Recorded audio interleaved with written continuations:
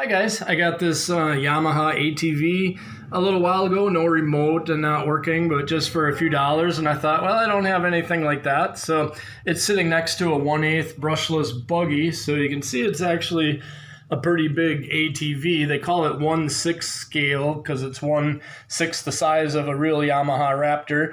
Usually I buy like some old Nico and Toyo and Tyco RC stuff, toy grade, and I kind of hobby grade them and stuff like that. And I have plenty of like vintage Kyosho and Tamiya and stuff like that. But I just saw this, so I thought I'd have a little fun. So first thing I did, took it all apart and painted the engine black, and then I put in a little 3-wire Surpass Hobby servo, and I was able to get the original servo horn that came with this Yamaha to fit on the servo.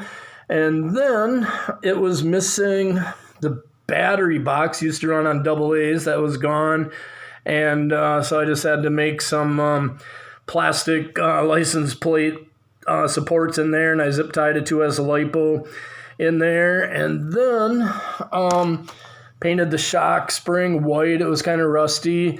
And I took it for a spin, and the stock motor, it was slipping inside the pinion gear, and I looked and it was cracked. So it was actually making quite a bit of noise. Well, I didn't have the proper tooth pitch pinion to fit this motor, but I had a PXtoys 380 and then XLH or a Zinglehong pinion gear from a 390 had the proper pitch to mesh with the gears inside this gearbox. So I put it all together. I had to do a lot of filing and cutting and stuff to get this bigger motor in there, but it's in there pretty good now.